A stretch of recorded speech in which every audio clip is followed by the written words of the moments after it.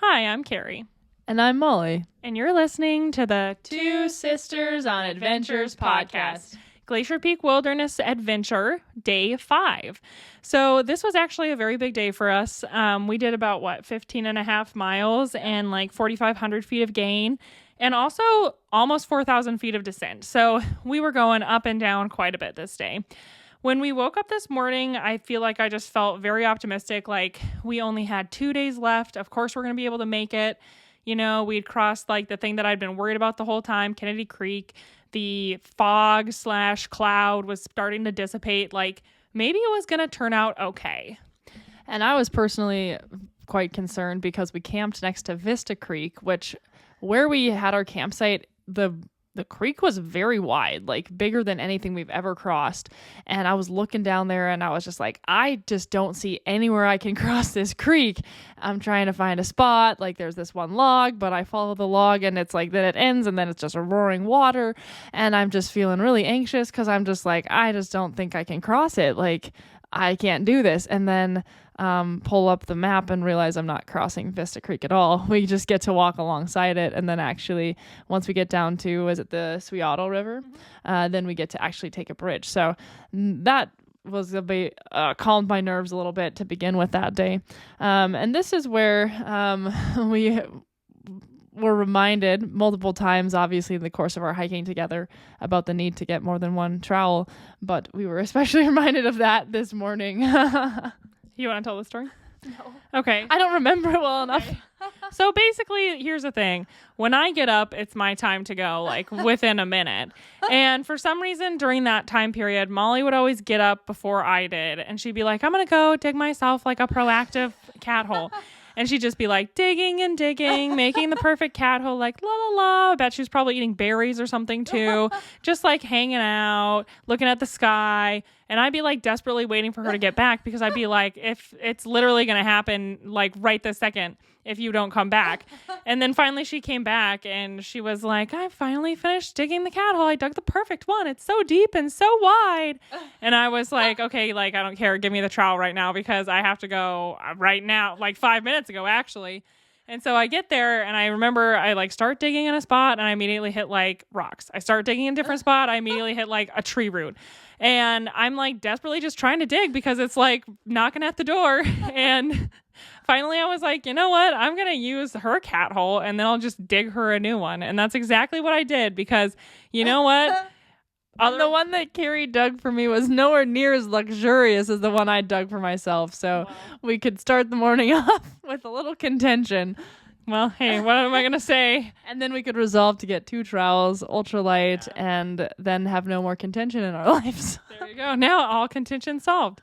So after that little fancy time was over, this is one of those days where Molly filmed me yet again putting on my backpack. But this time it was like more of a natural motion, which I think was kind of a fun confidence booster because it was like, I think the second day was when I had so much trouble putting it on. Well, our packs are getting lighter because we've eaten through like 3 days of food and, you know, we're getting stronger. And I think that just was like such an exciting moment for me to feel like, oh, I can just kind of like pop my pack on and it ain't no big thing. Yeah, so this was kind of a fun start to the day because we got to actually go downhill. And before that even, do you remember where our favorite water source of all time was? Indeed, I do. One of our many favorite sources of all time. Yes. Our favorite of that trip, there was like this little stream that was just shooting down this bed of beautiful volcanic gravel. And it just was like the perfect flow rate to fill. We were still using the Sawyer Squeeze at that time, like the bag and not the Canuck. And it was like the perfect shape to fill that all the way to the brim. And it was icy cold. And it just was such a like pleasant way to start our morning with our wonderful, wonderful water source. Carrie and I were hiking actually the other day on the Olympic Peninsula. We did Buckhorn Mountain. And there was this one area where we crossed a stream and it was like pretty gravelly on either side. And it kind of reminded us of this water source in the Glacier Peak Wilderness. And we were like, oh, one of our favorite spots to get water. Yep. So then, as Molly said, we kind of started out with a little downhill, and there was actually a chunk of flat, if I'm remembering correctly, because so the Suiattle River, which is the one that there's a bridge across, they had to reroute the whole trail. I don't know, like, yeah, the whole PCT. Well, not the whole. I mean, they had to reroute the whole trail in that area to make it to their new bridge crossing.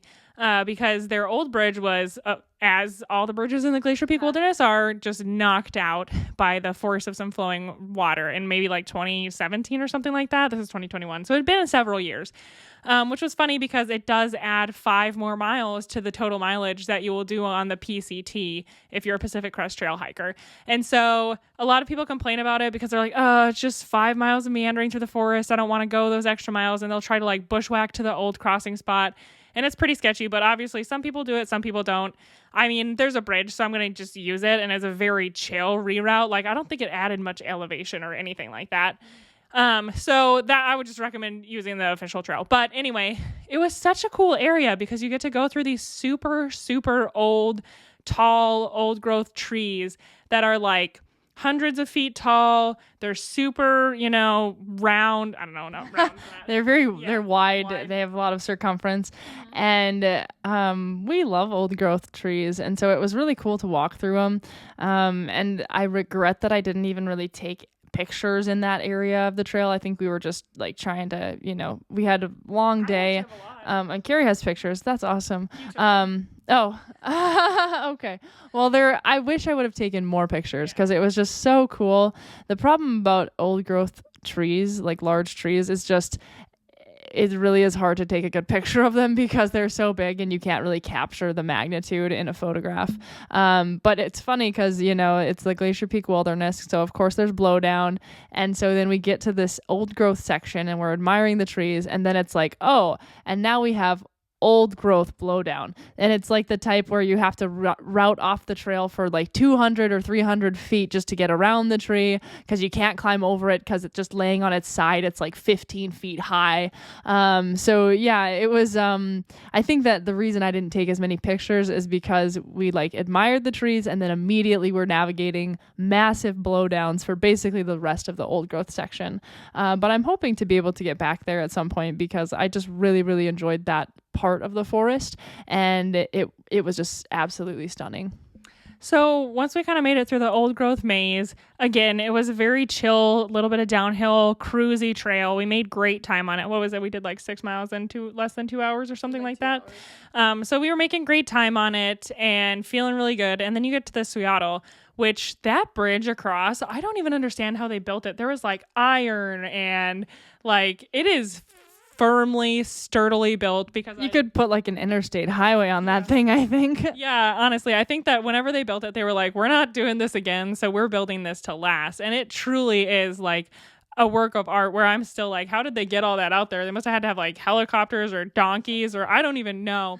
But it's a massive, wonderful bridge. So we crossed on over it. And then one thing that I remember being kind of fun about that little area was there was a toilet. Yeah. It was the first toilet on trail. We hadn't had a toilet for the first almost 5 days. Yeah.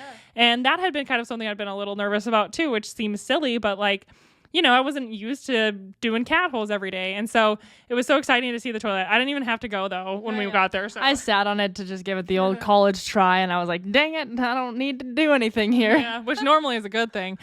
But anyway, it was kind of just like one of those funny little additions to that area.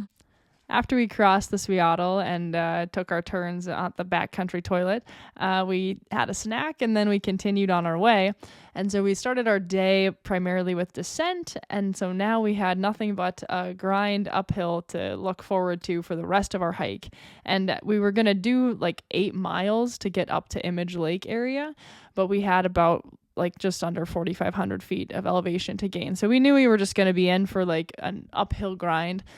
And so, we decided that we wanted to junction up to Image Lake. So we were going to leave the Pacific Crest Trail. And then I don't remember the name of the trail. I could look it up actually. But we got to that junction. I think it's called Miners Ridge. I think it's called like Miners Ridge or something like that. Anyway, yeah, we got to that junction.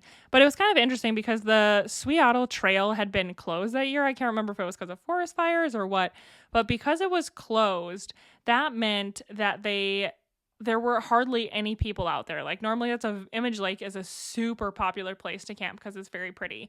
But it was like basically just us. And so I feel like for some reason I was kind of weirded out by that. Like It was one of those trails you could tell hadn't gotten a ton of use because there was like little sticks all over the trail that hadn't been. We called it a very sticky trail because it was just like nonstop stepping on sticks and like that sound that a stick makes, every once in a while you'll step on one and it cracks. No, this was like every third step. It was like another stick or twig breaking under our feet. And that just showed us just like how little it had been used. Mm-hmm.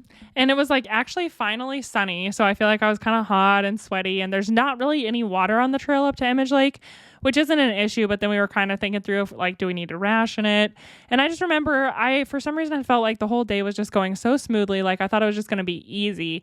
And of course it wasn't, which shouldn't have shocked me, but I was just like tired, and we kind of had to sit and take a break. We got our I'm looking at my watch, and we literally spent like 5 hours walking uphill. So no wonder it felt so tiring. Actually, though. Yeah. No wonder we had to take a break. It's funny because I'm like, why'd I have to take a break? Oh, 5 hours. That's a long time.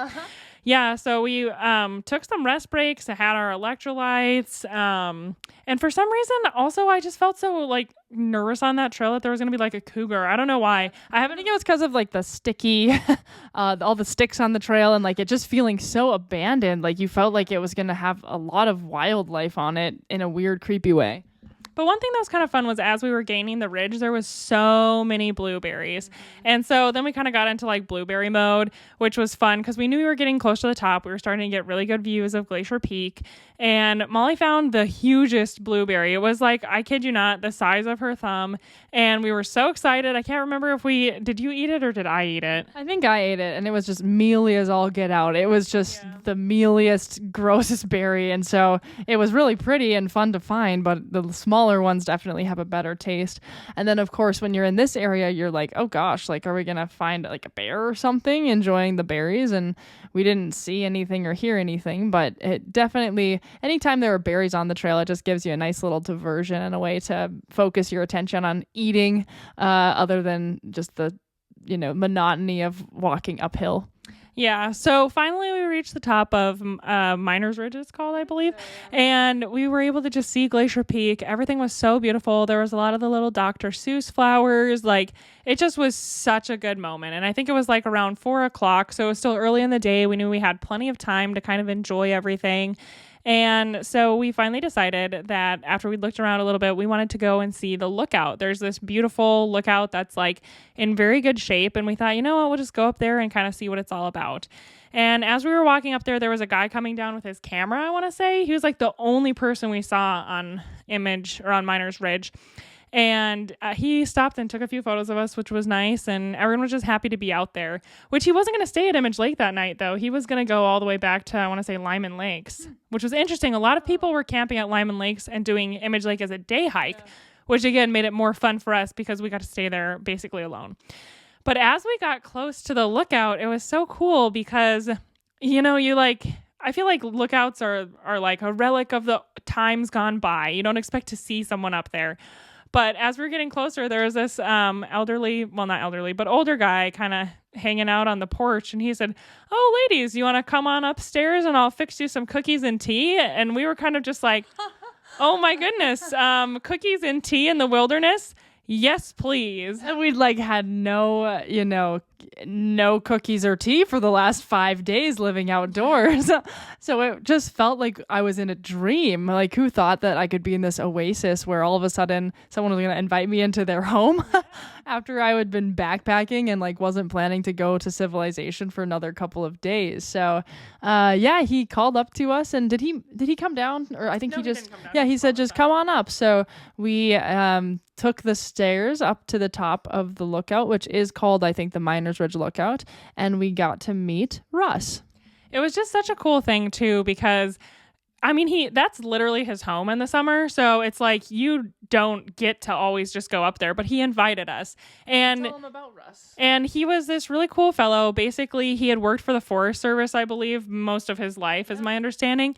And he really was passionate about keeping that lookout intact as like a historical structure. So every summer he just for free, goes and lives in the lookout. He'll fix it up. And basically the only thing the Forest Service provides him with is like transportation for his gear to get up there. So like he knew that a helicopter was going to be nearby doing some sort of work on like a relay radio or something. I don't really know.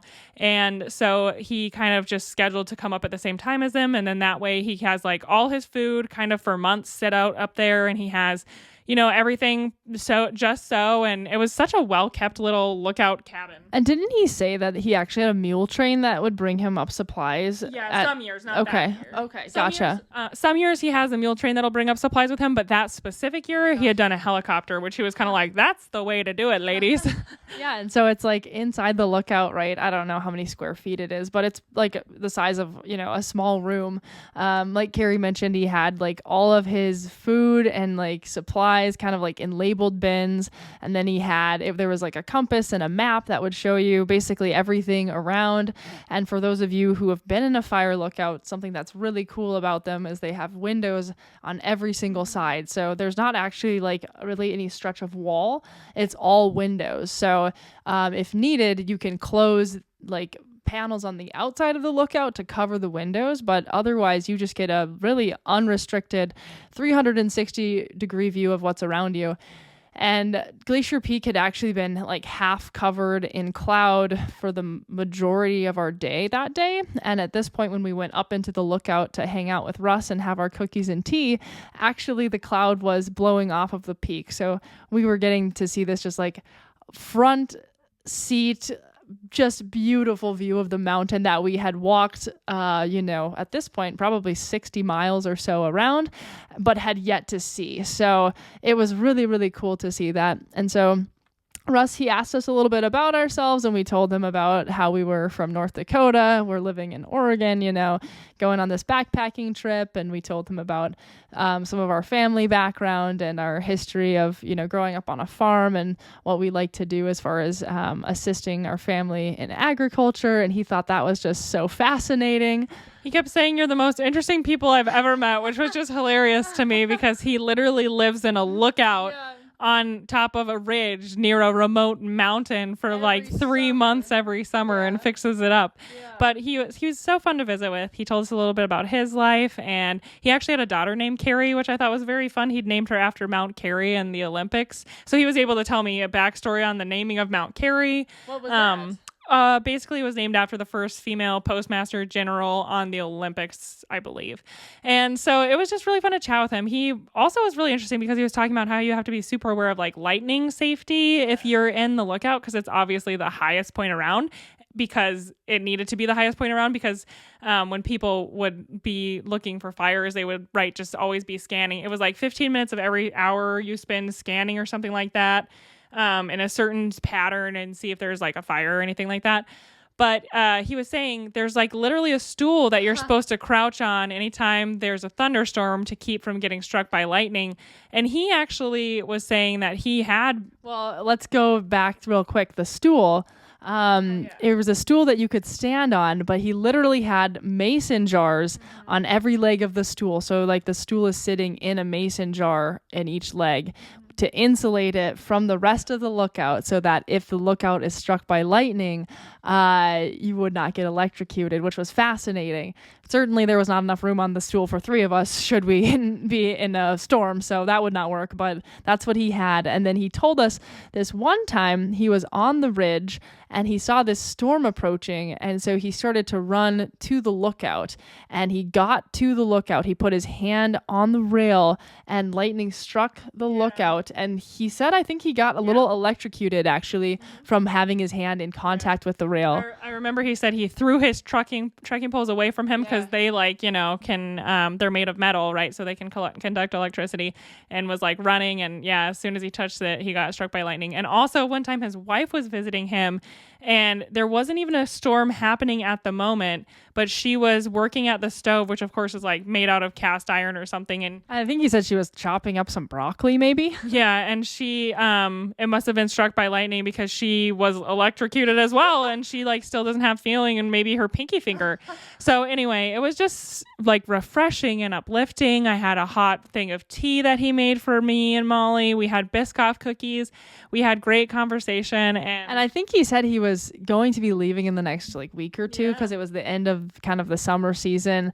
And so he was like, well, I'll give you some Biscoff cookies because I'm trying to get rid of all of my treats. And we were just like, Biscoff cookies and tea. This is amazing. Yeah. So that honestly is like such a very huge highlight. I wouldn't expect that, that's not necessarily something that he probably does all the time, but he was saying normally Miners Ridge and Image Lake is very crowded. There's usually a ton of people up there, but because it was like no one this summer, I think he had, more treats and stuff and was able to share them with us. So that was. He also told us about, because we were thinking about all those blueberries on the hike up to the ridge. And he told us about one time he was because he just goes for like hikes every single day in that area. He was going for a walk along the ridge in the blueberries. And he said this just massive bear was there just eating the berries. And it was so afraid of him when he rounded the corner that it just booked it down the ridge. He was like, yeah, that bear was so afraid of me. But yeah, it was just super interesting. He told us a little bit about one of the people who had spent time in Miners Ridge. What was the name of the author? Jack. I don't remember, but it's like the guy that wrote The Call of the Wild, I want to say, or something like that. Jack Kerouac, maybe. I don't know. People are going to hate that I don't know that.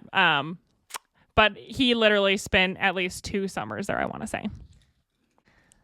We've done some research and we're not quite sure which author stayed there. We know that Andy Holland wrote a book called Switchbacks, and maybe he was the one that stayed in the Lookout.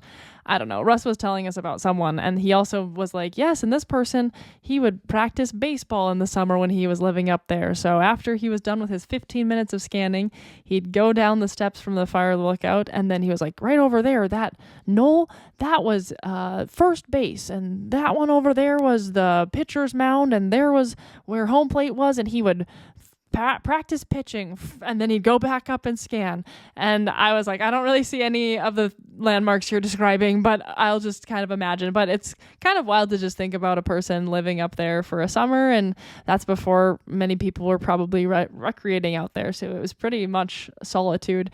But yeah, so kind of the summary, like Carrie mentioned, is it was just really refreshing and encouraging and totally unexpected. And I think we ended up hanging out in the Lookout with Russ for like an hour and a half. So it was just, I don't know, it was nice because we got there early enough that we still had like several hours of daylight so we could walk along the ridge and actually try to find a campsite.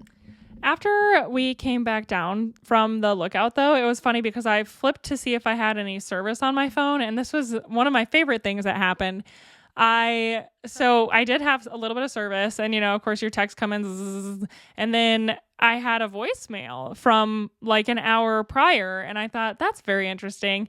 And I listened to it, and it was from work, and it's just so funny because I literally was on PTO at the time, but in healthcare they're always looking for people when there's call outs, and I had gotten a call that was like, hey, this is so-and-so calling from the lab. Would you be able to come in and cover tonight? We've had 2 call outs, so we really need someone to come in. Just give me a call back if you can or can't, because it just helps us to know. And so I told Molly, I was like, I'm going to call him back because I'm just going to call him and tell him I can't be there. So it was kind of just one of those funny things where like I literally would have had to hike, I don't know, another 2 days and then drive 6 hours. I called him and I was like, I'm literally standing on top of a ridge in the middle of nowhere, so I'm not going to be into work tonight. And they're like, oh, okay, I guess we'll find someone else. But it was just so funny and a very classic healthcare experience. So anyway, after that, we found our little campsite, which again, there was no one else camping up there, which was amazing. So we had our pick of the litter. There must be, I don't know, room for multiple groups. There's like a larger group campsite, and then there's, at least like 4 or 5 spots for, smaller tents to be pitched. So because there was no one there, we literally looked at every single campsite and then chose the one that we kind of liked the most, and then pitched our tent and then kind of started with our camp chores. Yeah, and then we headed up to Image Lake, and we sat above the lake for the sunset and for our dinner, and it was just honestly so perfect. It was just us, a couple of deer. I mean, we knew Russ was up in the Lookout, but he was just in the Lookout or wherever he was, and it was just, again, like unbelievably perfect wilderness solitude. I have to like prepare myself not to ever expect that in that area ever again. I think it was just because the trails were closed and it was such a commitment to get there, but it was truly, truly amazing. The view of Glacier Peak from Image Lake has to be one of my very favorite vistas in all of Washington State. And once again, it was like the mountain had been covered in a cloud even earlier that day, but now there was not one cloud around it, which is ironic, right? Because we were thinking like, oh, a couple clouds would be nice to really color the sunset. But then it goes the extreme of no clouds, but we would prefer it that way because then we could at least see the mountain. And so, yeah, we had one of this, just like the softest sunset. Image Lake was totally still, perfectly reflecting Glacier Peak. And it's just, I don't think that humans have done anything to curate that landscape, even though they, built the fire lookout there. They did try to mine it. Yeah, exactly. Hence the name Miner's Ridge. But they did not mine it. But it literally, it just looks so perfect. Like someone placed everything where it was, like with the trees like framing the mountain and the perfect reflection in the lake. And so we watched the sunset and just literally, it was like an amphitheater with just the two of us and a couple deer while we ate our supper. And it was one of the best evenings I think I've ever had in the wilderness on a backpacking trip. Which is one of those things that I like to remind myself is like sometimes you have to pay the dividend to get to that experience, right? I mean, here we'd spent like 2 days in relentless fog. We'd had to cross Kennedy Creek, there's like, it's just one of those things where on Instagram, you see the beautiful moment, you see the perfection, you see the solitude, but you have no idea what it took to get there and to get to that specific spot. I mean, we had to go through a lot and we still had plenty more we were going to go through. But in that moment, it was like everything was perfect. But one thing that was kind of interesting about this experience was, right, this was our longest time that we'd been out on a backpacking trip for two people. So we had our bear can and we had our bag of assorted items that we were shoving our food into and kind of, I think that night was the first night I thought seriously about how, because that bear that he was talking about had been there 2 days earlier or less.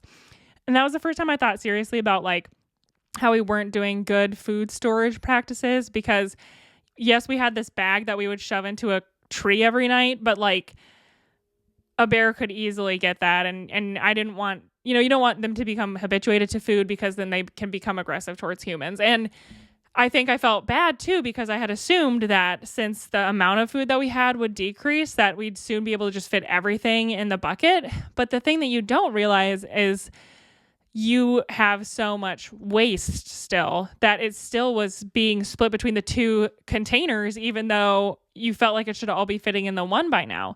And by waste, we mean like the bags that we had cooked food in and those types of items. So like all of your wrappers and all of the, like when we would eat our oatmeal, we would, bring 2 little bags of oatmeal per person. So that's 4 little bags that we would then rip open.